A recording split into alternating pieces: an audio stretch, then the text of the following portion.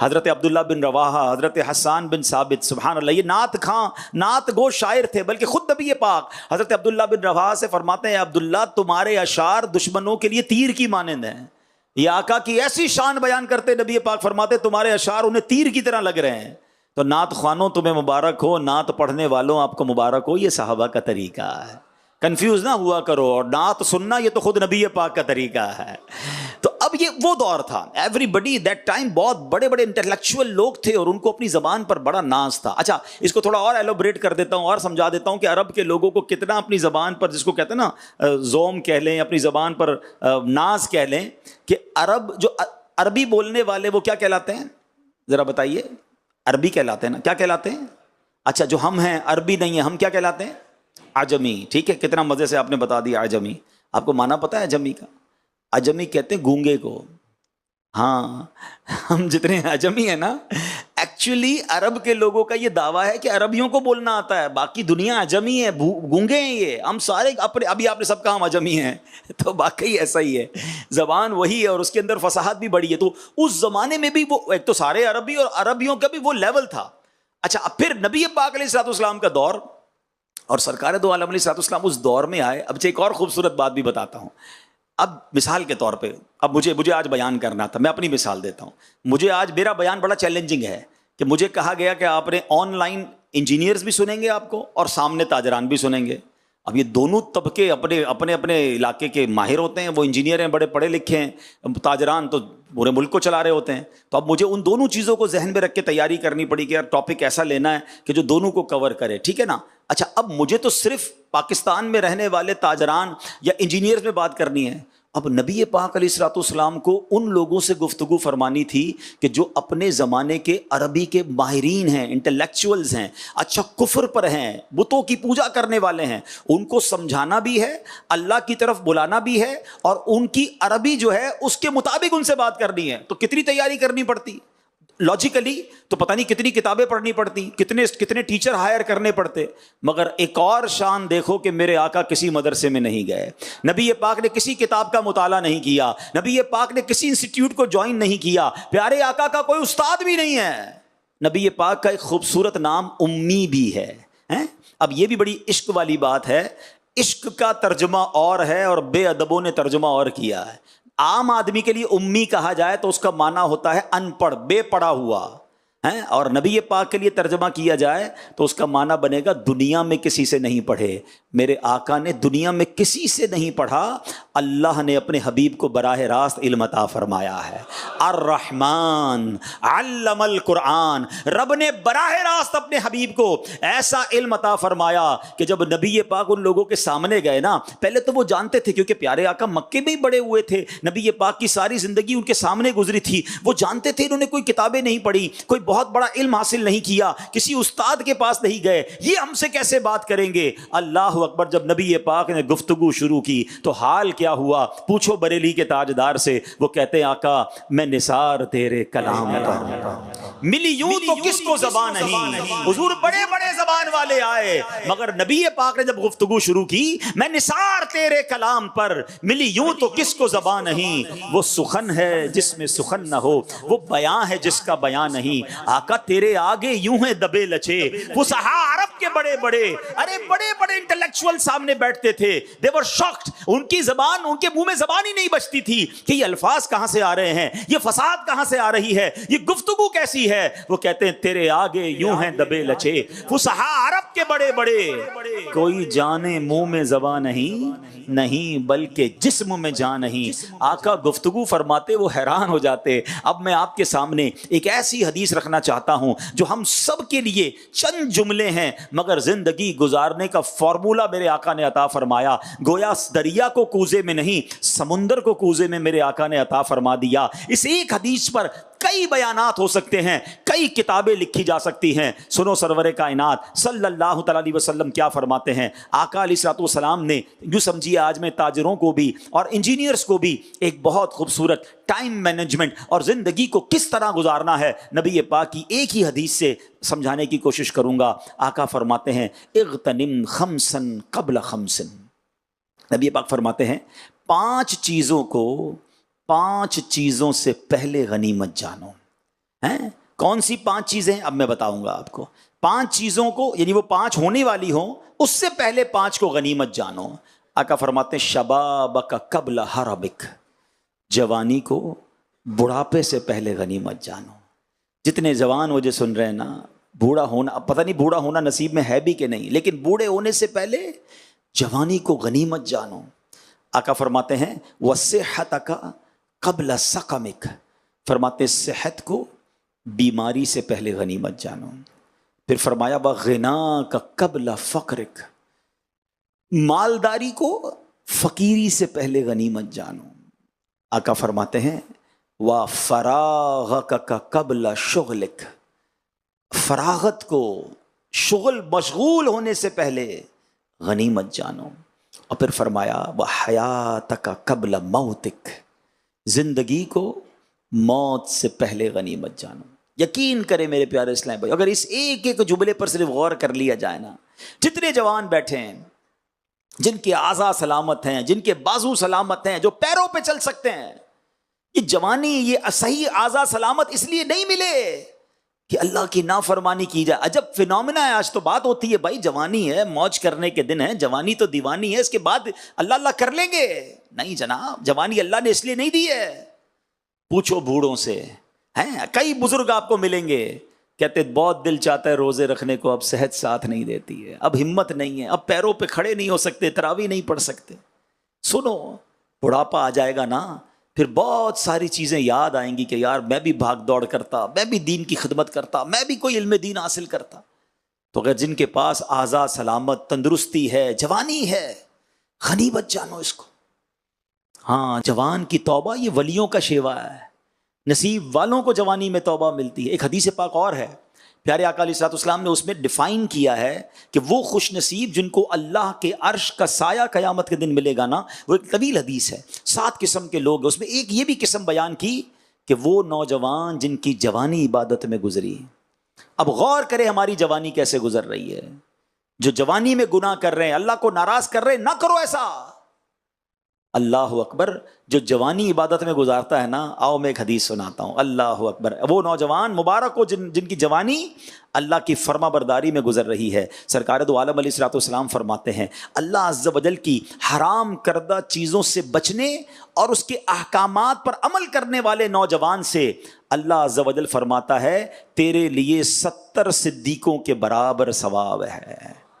ہائے ہائے، اللہ ہمیں ایسا بنا دے کہ جوانی گناہوں میں نہیں، اللہ کی فرما برداری میں گزرے۔ ایک اور خوبصورت بات سنو، کمال کی حدیث ہے، وہ نوجوان جن کو اللہ نے خوبصورت بنایا ہو، وہ نوجوان جو اب مالدار بھی ہوں، اللہ کریم فرماتا ہے، اللہ عز و جل اپنی مخلوق سے، حدیث پاک میں ہے، اللہ فرماتا ہے، نبی پاک علیہ السلام نے فرمایا، حضرت عبداللہ ابن مسعود اس حدیث کے راوی ہیں کہ اللہ عز و جل اپنی مخلوق میں اس خوبرو نوجوان کو سب سے زیادہ پسند فرماتا ہے کہ جس نے اپنی جوانی اور حسن و جمال اللہ کی عبادت میں صرف کیا۔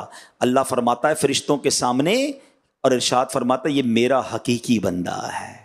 اللہ فرشتوں کے سامنے اس نوجوان پر فخر فرماتا ہے۔ اگر اللہ نے حسن و جمال دیا ہے، اللہ نے جوانی دی ہے، یہ 2 چیزیں جس کے پاس ہونا، اب گناہ بڑھ بڑھ کر آتے ہیں، اب شیطان بڑھ بڑھ کر آتا ہے کہ مجھ سے اس سے گناہ کروا لوں۔ اے میرے پیارے اسلامی بھائیوں، یہ امتحان ہے کہ اب اپنے آپ کو بچانا ہے گناہوں سے، اب اپنے آپ کو حرام کاموں سے بچانا ہے۔ اللہ اکبر، ایک بزرگ کے بارے میں آتا ہے 100 سال کے ہو گئے، آنکھیں، آئی سائڈ اوکے، سننے کی طاقت بالکل زبردست، بولنے کی طاقت بالکل ٹھیک، دانت بھی سلامت، باڈی سٹرونگ۔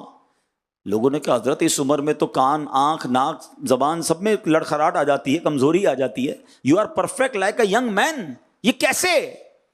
کیا کمال کا جواب دیا ان بزرگ نے۔ وہ فرماتے ہیں میں نے جوانی میں اپنے باڈی پارٹ کو، اپنے اعضاء کو اللہ کی نافرمانی میں نہیں لگایا، اللہ نے بڑھاپے میں میرے اعضاء سلامت رکھ دی ہے۔ ہاں، بڑھاپا اچھا چاہتے ہو نا تو جوانی نیک گزارنا۔ اگر جوانی میں حرام کام کرنے ہیں نا تو بڑھاپے میں بعض اوقات انسان برباد ہو جاتا ہے۔ تو نہ کرے میرے پیارے اسلامی بھائیوں، میرے وہ نوجوان جو مجھے سن رہے ہیں، ابھی سن رہے ہیں، بعد میں سنیں، یہ یاد رکھنا کہ بڑھاپے سے پہلے جوانی کو غنیمت جانو۔ یہ جتنی نیکیاں کرنی ہے کر لیں جو بڑھاپے میں نہیں ہو سکیں گی۔ مفتی اعظم ہند مصطفیٰ رضا خان صاحب نوری لکھتے ہیں نا، عبادت کے یہی دن ہیں، بڑھاپے میں کہاں ہمت، جو کچھ کرنا ہے اب کر لو، ابھی نوری جوان تم ہو۔ اللہ کرے کہ یہ بات ہمیں سمجھ آ جائے۔ آگے چلتے ہیں، نبی پاک نے جو حدیث پاک کا دوسرا حصہ فرمایا، آقا علیہ الصلوۃ والسلام نے کیا فرمایا؟ کتنی خوبصورت بات کہ فرمایا وصحتک قبل سقمک، اپنی صحت کو اپنی بیماری سے پہلے غنیمت جانو۔ یہ جو میں چل پھر رہا ہوں، اٹھ بیٹھ رہا ہوں، اپنے ہاتھوں سے کھا رہے ہیں، اپنی مرضی سے واش روم جا رہے ہیں، یہ اس نعمت کا اندازہ ہے؟ اصل میں یہ بھی بڑا پرابلم ہے، ہمیں بہت ساروں کو صحت کی نعمت کا اندازہ ہی نہیں ہے۔ اگر اس کا اندازہ کرنا ہو نا، اچھا اس کا اندازہ پتہ ہے کس کو ہو جاتا ہے؟ جس کے گھر میں کوئی بڑی بیماری میں آ جائے، اللہ کرے ہمارے سارے گھر والے محفوظ رہیں، مگر جس نے قریب سے ڈائلسس کے مریض کو دیکھا ہو، جس نے قریب سے کینسر کے مریض کو دیکھا ہو، جس نے قریب سے کسی نابینا کو دیکھا ہو، کسی نے قریب سے کسی بہرے گونگے کو دیکھا ہو، کسی قریب سے کسی لنگڑے کو دیکھا ہو، اس کو اندازہ ہو جاتا ہے کہ یار پیر کتنی بڑی نعمت ہے، آنکھیں کتنی بڑی نعمت ہے۔ ہمیں اندازہ ہی، کچھ کو تو اندازہ ہی کوئی نہیں ہے نا کہ ہمیں اللہ نے نواز کتنا بڑھا دیا ہے۔ یہ اعضاء کا سلامت ہونا، اچھا کبھی ریئلائز کرنا ہونا، یہ کاروباری لوگ بیٹھے ہیں، انجینئر مجھے سن رہے ہیں، کبھی کبھی شیطان حملہ کرتا ہے ہم پر، مایوسی سی آ جاتی ہے، یار کاروبار ڈاؤن جا رہا ہے، پیسے تھوڑے ہیں، اور جناب بہت لوگوں کے پاس بہت کچھ ہے، میرے پاس کچھ نہیں ہے، شکوے شکایات کمپلینز، عجیب سی باتیں، بعض اوقات فیملی ممبرز کی طرف سے ایسی باتیں آ جاتی ہیں کہ بندہ ڈاؤن فال فیل کرتا ہے۔ کبھی ایسی کیفیت ہو نا تو اسکوٹر یا گاڑی نکالو اور کسی بھی اسپتال کے ایمرجنسی وارڈ میں چلے جائیں 2 گھنٹے کے لیے، آپ کو لگ پتا جائے گا کہ میں کتنا خوش نصیب ہوں، کیسے کیسے پیر کٹے ہوئے، ہاتھ کٹے ہوئے، نابینا، اتنی ایسی بیماریاں۔ یعنی پہلے تو ہم سنتے تھے کہ بڑی عمر کے لوگوں کو جا کے کینسر ہوتا ہے، اب تو نوجوانوں کو، بچوں کو بلڈ کینسر، 4 5 سال کے بچوں کو شوگر، انسولین لگ رہی ہے، 3 4 سال کے بچوں کا ڈائلسس ہو رہا ہے، اور میرے دونوں گردے سلامت۔ آپ بلیو نہیں کر سکتے، گردے فیل ہونا، اللہ معاف کرے، اللہ ہمارے دشمن کو بھی کبھی یہ بیماری عطا نہ فرمائے، پتہ ہی نہیں اللہ نے یہ گردے سلامت دیے کتنی بڑی نعمت ہے۔ ہمارے ایک بہت قریبی رشتہ دار کے دونوں گردے فیل ہو گئے تھے، میں ان کے ساتھ ملتا تھا نا، وہ پتہ کیا کہتے تھے؟ آپ صرف پانی پیتے ہو نا مجھے حسرت ہوتی ہے، کہتے میں پورے دن میں 1 گلاس پانی پی سکتا ہوں، ڈاکٹر نے کہا اس سے زیادہ پانی مت پینا، میں چسکی لے کے پانی پی کے پھر رکھ دیتا ہوں۔ یار جتنا جی چاہے پانی پیتے ہیں، جتنا جی چاہے جا کر پھر واش روم میں اس سے فارغ ہو جاتے ہیں۔ کبھی سوچا ہے کسی کا پیشاب رک جائے، جا کے پوچھو تکلیف کس کو کہتے ہیں؟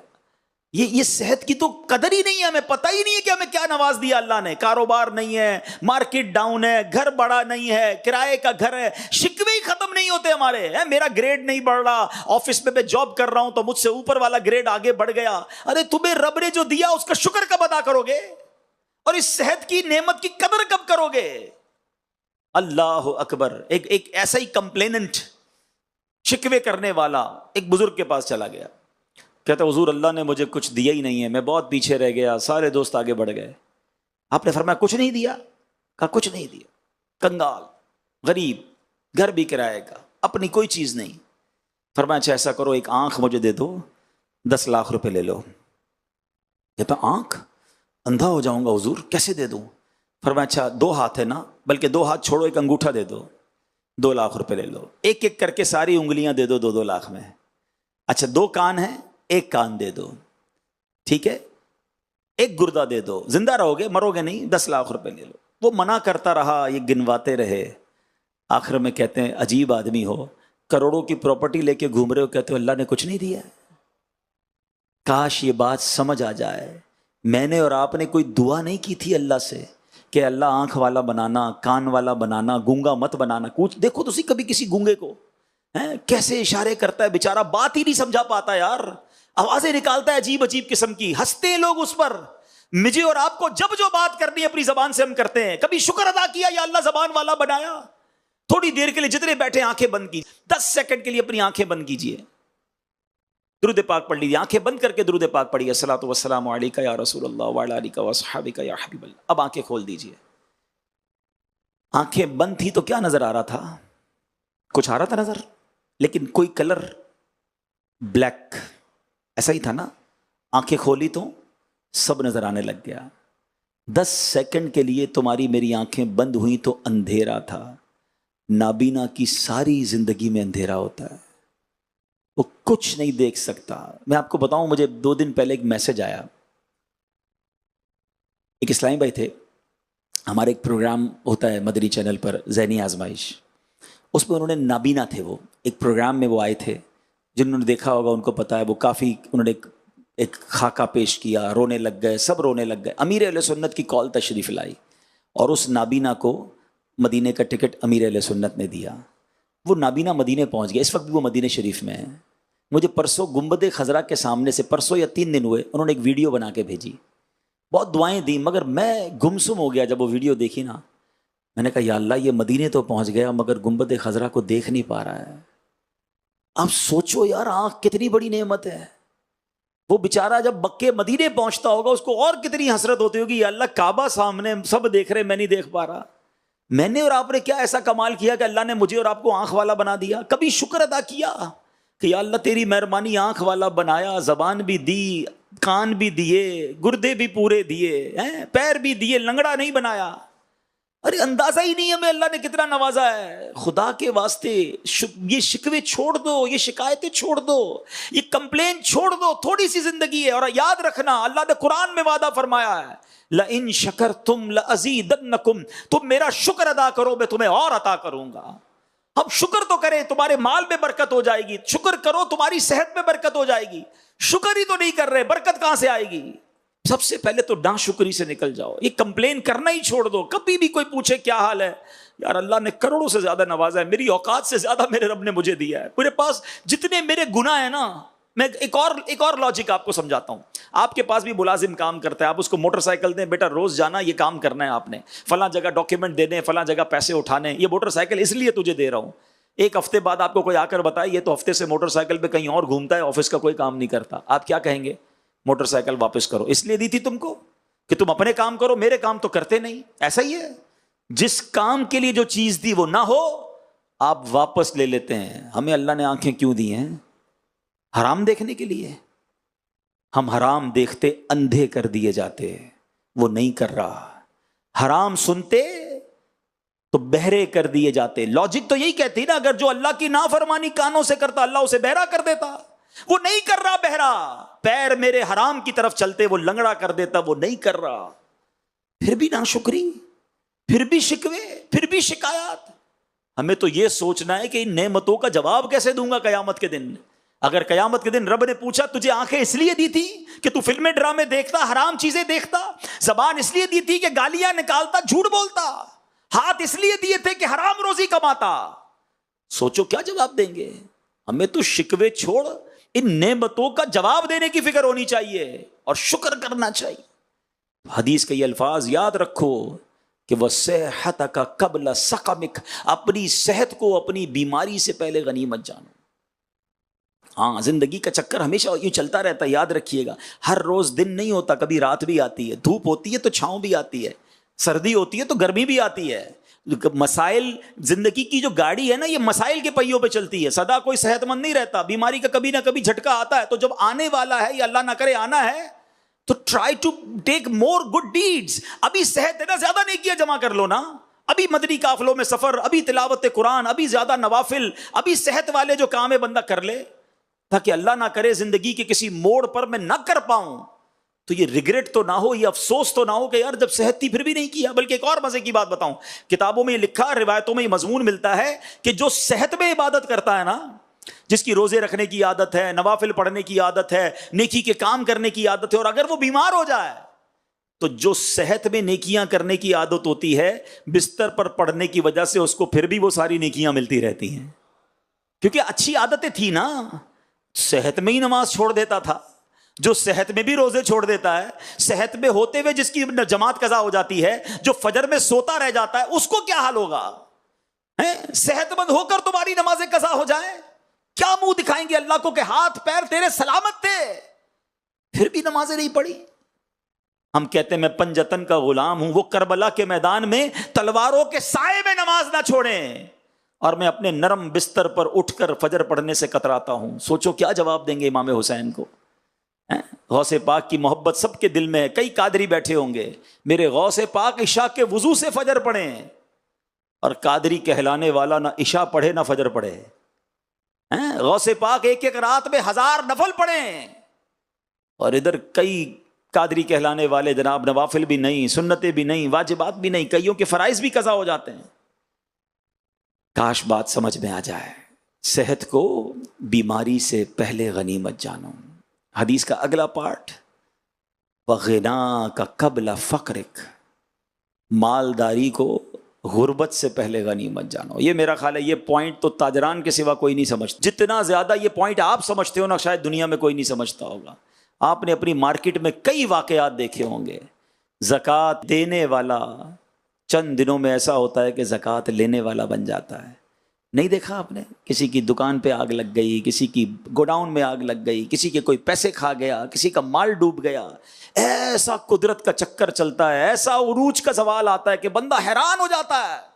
اور ہم نے دیکھا ہے ایسے مالداروں سے جب ملتے تھے، یار ایک وقت تھا میرے پاس اربوں روپے تھے، کروڑوں روپے تھے، میں کاش اس وقت اللہ کی راہ میں خرچ کرتا۔ میں تو یہی سوچتا رہا بعد میں کروں گا، تھوڑے اور بعد میں کروں گا، اور کما لوں پھر کروں گا۔ ارے اللہ کی راہ میں خرچ کرنے کی باری نہیں آئی اور میرے سارے پیسے ہی چلے گئے۔ کوئی لے کر چلا گیا، ڈاکو لے کر چلا گیا۔ ارے ڈاکو لے کر چلا گیا، تم خود ہی اللہ کی راہ میں جمع کرا دیتے نا۔ میں آپ کو حدیث سناتا ہوں، لوگ انشورنس کرواتے ہیں، ناجائز انشورنس کی طرف جاتے ہیں۔ آؤ میں آپ کو مدنی سیکیورٹی بتا رہا ہوں۔ اللہ کے حبیب علیہ الصلوۃ والسلام کا فرمان حدیث قدسی ہے، آئے ہائے کتنی خوبصورت حدیث ہے۔ اللہ فرماتا ہے، اے ابن آدم اپنا مال میرے پاس جمع کروا دے، نہ جلے گا، نہ ڈوبے گا، نہ چوری ہوگا، نہ کم ہوگا۔ حدیث پاک کا مضمون ہے، میں تجھے اس وقت لوٹاؤں گا جب تجھے ایک ایک نیکی کی ضرورت ہوگی۔ کدھر جمع ہو جائے گا؟ اللہ کی بارگاہ میں جمع ہو جائے گا۔ میں ادھر خرچ کرتا ہوں، وہ میرے ہی اکاؤنٹ میں آخرت کے جمع ہو جائے۔ اگر خدا نہ خواستہ کاروبار ختم بھی ہو گیا، خدا نہ خواستہ کوئی نقصان بھی ہو گیا، مگر جو اللہ کے پاس جمع کرائے ہوئے نا وہ سارے سیکیور ہیں۔ اچھا مزے کی بات یہ ہے، ایسا نہیں جو میں اللہ کی راہ میں خرچ کرتا ہوں قیامت کے دن ہی ملیں گے۔ میرے نبی فرماتے صلی اللہ تعالی علیہ وسلم کہ میں اللہ کی قسم کھا کر کہتا ہوں، اللہ کی راہ میں خرچ کرنے سے مال کم نہیں ہوتا۔ مطلب کیا ہوا؟ جب میں اللہ کی راہ میں خرچ کروں گا ملٹی پلائی ہو کر دنیا میں بھی ملے گا اور جنت کے اکاؤنٹ میں بھی جمع ہو رہا ہے۔ ارے اس سے اچھی سیکیورٹی کون سی ہے؟ مگر دل ہے کہ مانتا نہیں، دل ہے کہ پیسے نکلتے ہی نہیں، اللہ کی راہ میں خرچ کرنے کا ذرا بوجھ پڑ جاتا ہے دل پر۔ ارے کبھی کوئی ایسا بندہ آپ نے دیکھا، آپ کو ملے مارکیٹ میں کوئی شخص، یا میرے جو انجینئر سن رہے ہیں آپ کو کوئی ایسا انجینئر ملے کہ یار بہت افسوس ہوا، آج بہت موڈ آف ہے۔ کیوں آف ہے بھائی؟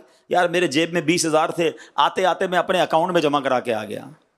کوئی کہے گا یار کائے کا ٹینشن ہے، آپ کی جیب سے آپ کے اکاؤنٹ میں ہی جمع ہوئے نا، تو پھر کیوں برا فیل کر رہے ہو؟ پھر ٹینشن کائے کی ہے؟ آپ کی پیسے آپ ہی کے اکاؤنٹ میں گئے ہیں۔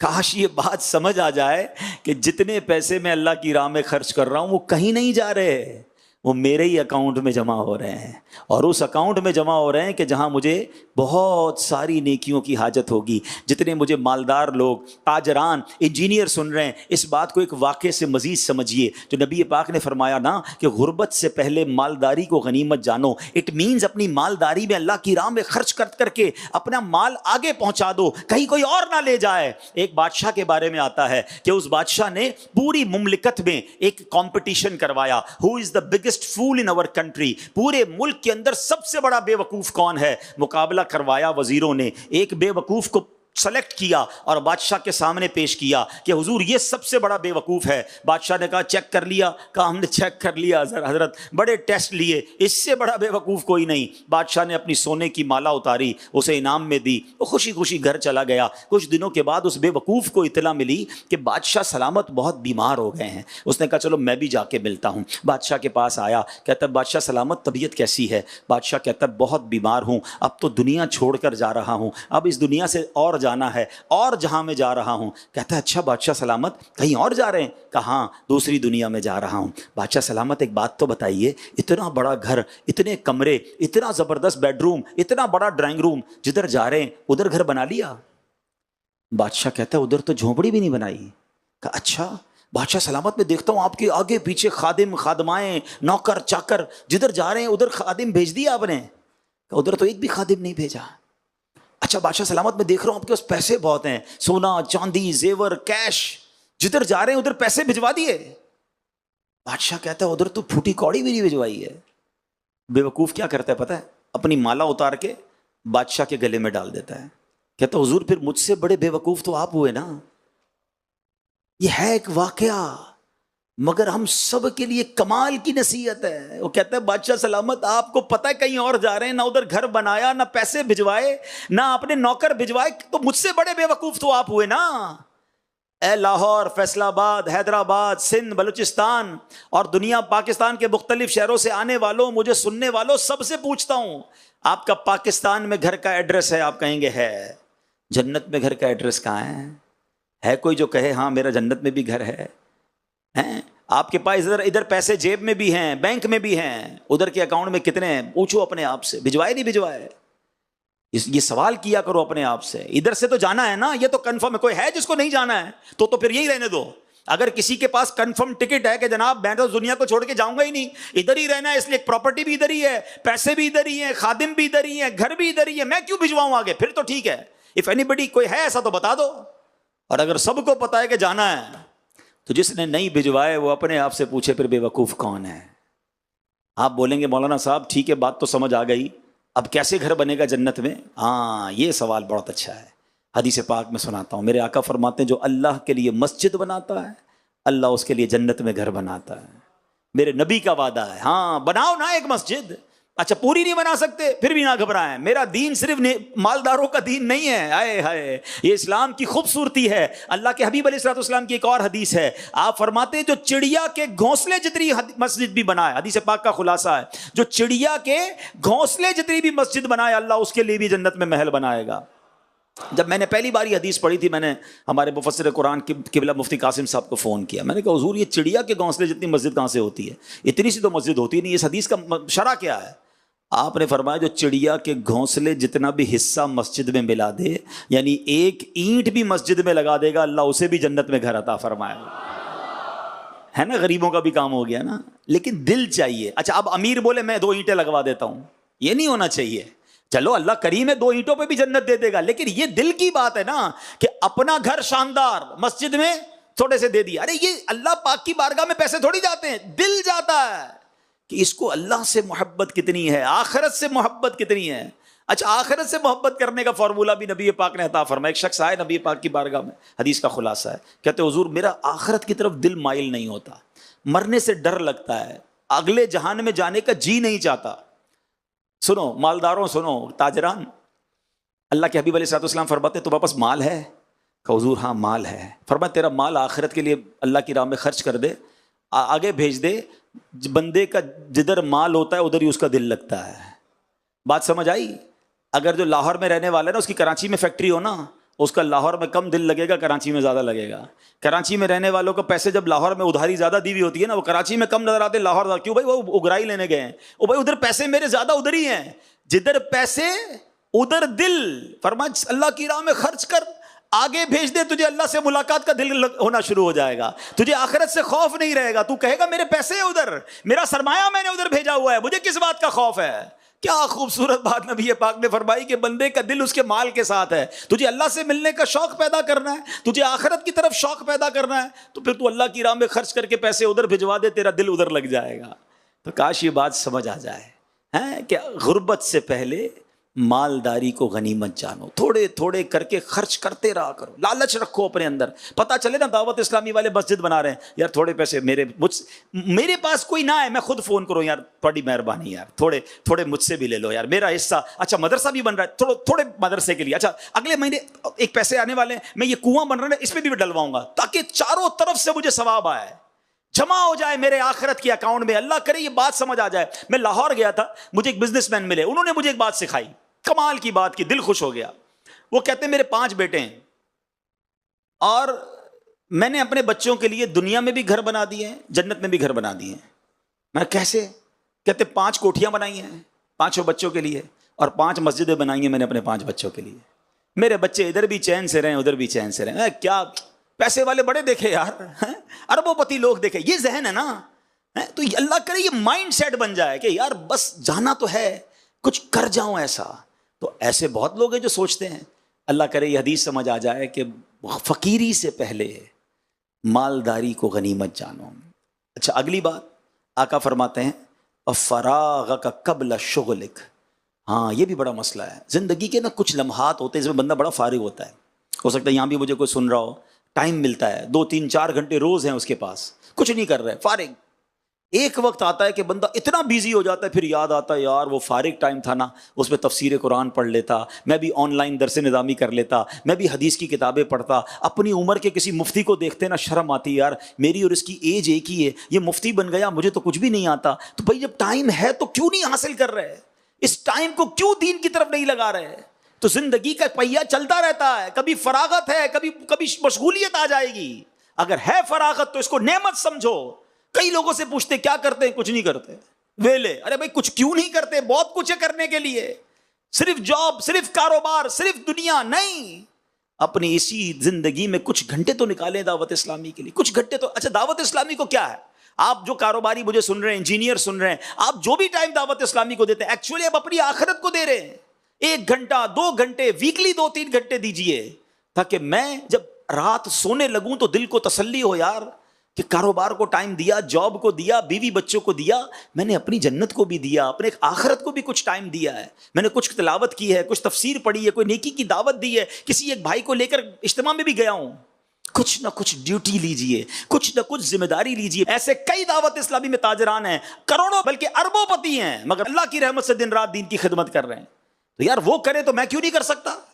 تو آئیے ہم بھی دین کی خدمت. اور کاروباری نے جب جب دین کی خدمت کی ہے, یہ میں آپ کو اور بات مزے کی بتا دوں. آپ اٹھائیے اسلام کی تاریخ, سبحان اللہ, سیدنا عثمان غنی بہت بڑے بزنس مین, حضرت ابوبکر صدیق بہت بڑے بزنس مین, خود نبی پاک نے تجارت فرمائی. اب آئیے حضرت عبد الرحمن بن عوف, اس زمانے کے بلینر الحمدللہ بزنس مین تھے اور عشرہ مبشرہ میں سے ہیں. لوگ کہتے پیسے والا جنتی کیسے ہو, ارے پیسے والے بھی تھے اور جنتی صحابہ بھی تھے, مالدار بھی تھے, 1 روپیہ حلال کا تھا اور اللہ کی راہ میں خرچ بھی کرتے تھے. اور آگے آؤ تو امام اعظم ابو حنیفہ, اللہ اکبر, فقہ کے امام ہیں. علم کتنا کہ آپ کے شاگرد بھی مجتہد ہیں, اور اربوں پتی اس زمانے کے. بہت بڑا کپڑے کا بزنس تھا. کس تاجر کی بات کروں. تو اسلام میں جب بھی بزنس کمیونٹی کے لوگ آگے آئے بڑا کمال کیا. تو اے میرے تاجروں آپ بھی آگے آئیے, جو انجینئر مجھے سن رہے ہیں آپ بھی آگے آئیے. پڑھے لکھے لوگوں کی دعوت اسلامی کو ضرورت ہے. سب مل کے اللہ کے دین کی بات کرتے ہیں, سب مل کے سنتوں کی بات کرتے ہیں. آؤ سب مل کے لوگوں کو نمازی بناتے ہیں, تاکہ جب قیامت کے دن بارگاہ رسالت میں حاضری ہو تو ہم عرض کر سکیں کہ حضور ہم بھی آپ کے دین کی خدمت کا ایک چھوٹا سا چراغ جلا کر آئے ہیں. حضور کچھ زیادہ تو نہیں کیا مگر اپنے حصے کی کوئی کوشش کر کر آئے ہیں. مگر کچھ لوگ ہیں جو فارغ بھی ہیں مگر پھر بھی ٹائم نہیں دیتے. ایسا نہ کریں. اور آخری حدیث کا جو پارٹ ہے وہ حیاتک قبل موتک, آقا فرماتے ہیں زندگی کو موت سے پہلے غنیمت جانو. پتہ ہے جب ہم مر جائیں گے نا آنکھیں بند ہو جائیں گی, ایک بار سبحان اللہ بھی نہیں کہہ سکیں گے. ذرا کہیے سبحان اللہ, اب کہیے الحمدللہ, اب کہیے اللہ اکبر, اب کہیے لا الہ الا اللہ محمد الرسول اللہ. ان سب چیزوں کو ہم نے پڑھا, پورا منٹ نہیں ہوا, 25-30 سیکنڈ میں ہم نے سب پڑھ لیا. کیا کر سکتے ہو دنیا میں 25-30 سیکنڈ میں؟ کتنے پیسے کما سکتے ہو؟ نہیں کما سکتے. مگر دیکھو میرے نبی کے سچے وعدے ہیں, جو ایک بار سبحان اللہ کہے جنت میں درخت لگ جاتا ہے, ایک بار الحمدللہ کہے جنت میں درخت, ایک بار اللہ اکبر کہے جنت میں درخت, ایک بار کلمہ پڑھو جنت میں درخت. ٹائم نہیں ہے. کدھر ہے پھر ٹائم؟ کیا کر رہے ہیں؟ مرنے کے بعد سبحان اللہ کے لیے ترسے گا بندہ, کہے گا یا اللہ واپس بھیج دے, 1 تسبیح پڑھ لوں, 2 رکعت پڑھ لوں. کوئی چانس نہیں ملے گا. مولا علی فرماتے ہیں نا آج عمل کا دن ہے, کل جزا کا دن ہوگا, وہاں حساب ہوگا. پھر کل مرنے کے بعد عمل نہیں ہو سکے گا. Today is the time of action and tomorrow is the time of accountability. وہ حساب کا دن ہے, ابھی ایکشن کا دن ہے نا. کرو نا عبادت, کس نے روکا ہے؟ لیکن نہیں بنتا ٹائم. اللہ کرے کہ مرنے سے پہلے یہ سمجھ آ جائے بات. ہمارے اسلاف کو سمجھ آ گئی تھی, وہ تو اتنی نیکیاں اسی لیے تو کرتے تھے کہ یار مرنے کے بعد نہیں کر سکیں گے. ہم کو مثال کے طور پہ کسی کمرے میں چھوڑ دیا جائے کہ جتنا خزانہ اٹھانا اٹھا لو. آپ کیا کریں گے؟ 2-3 سونے کے بسکٹ جیب میں رکھ کے نکل آئیں گے, یا آپ کہیں گے رکیں بڑا تھیلا لے کر آتا ہوں بھائی, ایک بلکہ ٹرک ہی لے آتا ہوں, سارا ہی لے جاتا ہوں. تو یہ دنیا میں اور آپ آئے ہوئے ہیں نا, جب تک سانسیں, خزانہ سامنے ہیں. پڑھو سبحان اللہ جنت کا درخت, پڑھو الحمدللہ جنت کا درخت, درود پاک 10 رحمتیں, 2 رکعت نفل, کتنی نیکیاں. کاش یہ سمجھ آ جائے کہ میں جمع کروں نیکیاں, کیوں اپنی سانسوں کو ضائع کروں. تو اے میرے پیارے اسلامی بھائیوں, یہی دعوت اسلامی کا ماحول سکھاتا ہے کہ یہ جگہ جی لگانے کی دنیا نہیں ہے، یہ عبرت کی جا ہے، تماشا نہیں۔ ہم اس دنیا میں آخرت کی تیاری کرنے آئے ہیں، ہم دنیا میں دنیا بنانے تھوڑی آئے ہیں۔ لیکن کچھ لوگ ایسے دنیا جی رہے ہیں، مرنا ہی نہیں ہے جیسے۔ آئیے مل کر اب دعوت اسلامی والے بن جائیں، اپنی آخرت کی تیاری کرنے والے بن جائیں۔ الحمدللہ اس مدنی ماحول میں، اس سنت و برے ماحول میں ہمارے لیے بہت سارے موقع ہیں۔ بزنس کمیونٹی کے لیے موقع ہیں، پروفیشنلز کے لیے موقع ہیں، اسٹوڈنٹس کے لیے موقع ہیں، ٹیچرز کے لیے موقع ہیں کہ آئیے اپنے اپنے طور پہ دعوت اسلامی کی خدمت کیجئے، دین کا پیغام عام کیجئے۔ اللہ مجھے بھی عمل کرنے کی توفیق عطا فرمائے، آپ کو بھی نصیب فرمائے، اور سنتوں کا ہمیں پابند بنا دے۔ اللہ آپ کے رزق حلال میں، کاروبار میں برکتیں دے، اور آپ سب کو تمام مشکلوں اور پریشانیوں سے محفوظ رکھے۔